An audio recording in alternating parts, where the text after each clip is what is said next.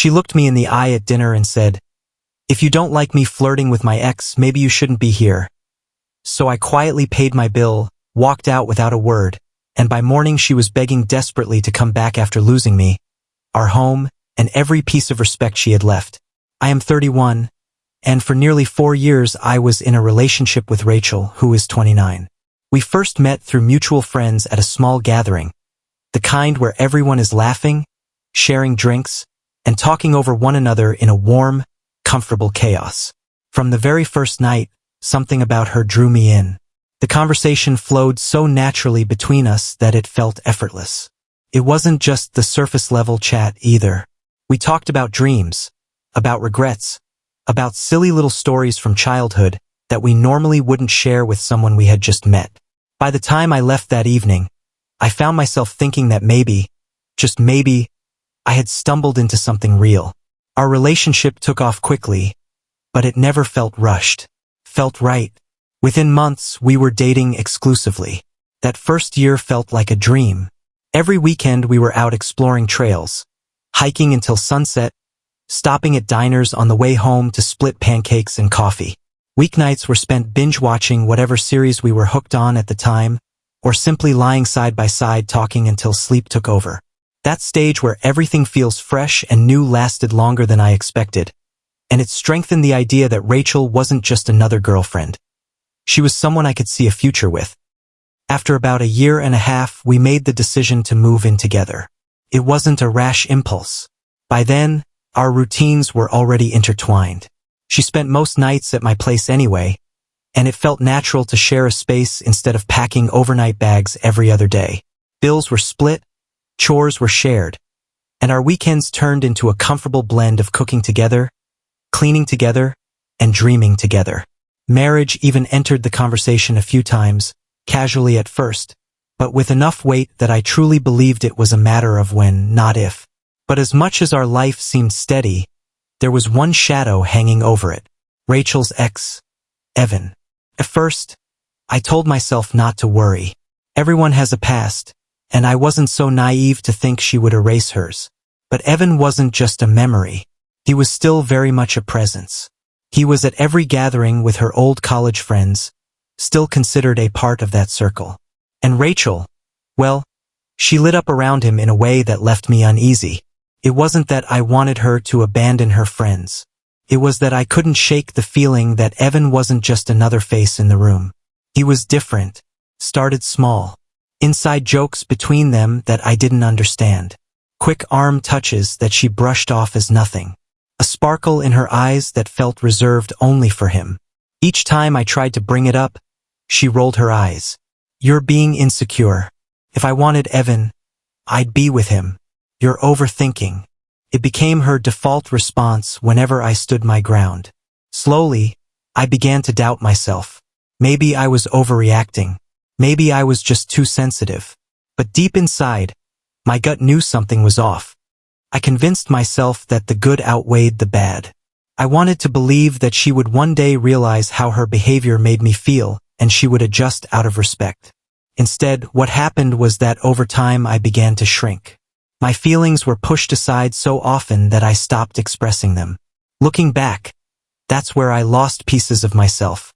Everything came to a head one weekend, at a birthday dinner for one of her friends. It was at a rooftop restaurant downtown, elegant, with string lights hung across the patio and a skyline that made every photo look like it belonged in a magazine.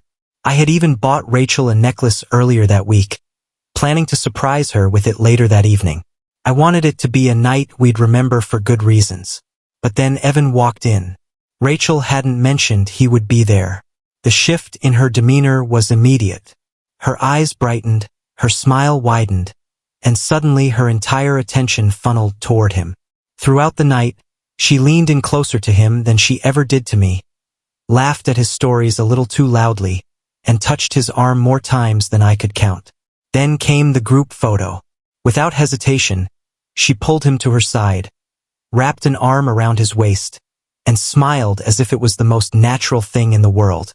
I stood there smiling for the camera, but inside I was burning. Later, I leaned toward her and whispered that I wasn't okay with what she did. Instead of apologizing or even acknowledging my hurt, she shrugged it off, eyes already drifting back to Evan. It was in that moment that something snapped inside me.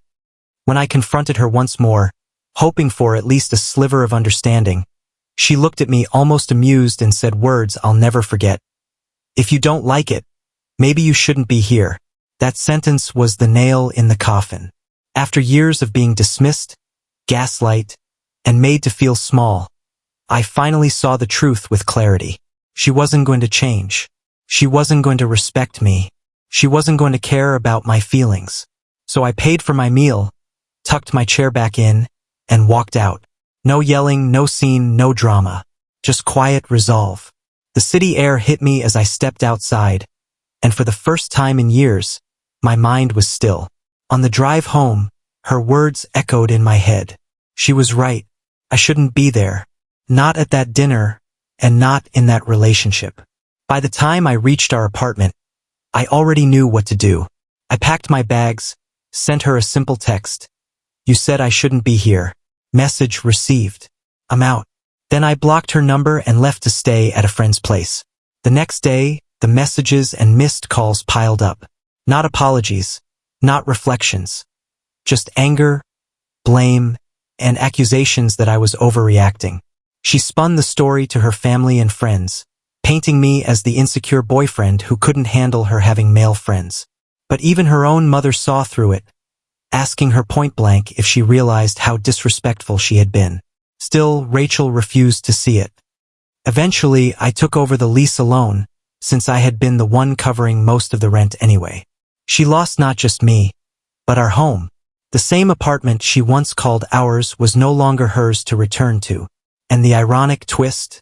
Evan moved on almost immediately, hooking up with someone else that very same night. Rachel humiliated me for a man who didn't even want her. In the weeks that followed, she tried to reach me again. First with anger, then with desperation, then with half-hearted apologies. But by then, the fog had lifted. I finally understood that love isn't supposed to be a constant battle to prove your feelings matter. Her words meant nothing because they were never backed by respect. I never replied. Silence was louder than anything I could have said. And in that silence, I found my peace. For the first time in years, I felt secure. Not because someone else validated me, but because I finally stood up for myself and walked away from someone who never truly valued me. Rachel once called me insecure, but in the end, I was the only one secure enough to leave. I didn't beg. I didn't scream. I didn't argue. I just left. And that was the sweetest revenge of all. If you're still here reading my story, thank you. Don't forget to like, subscribe, and stay tuned for more stories of lessons learned the hard way.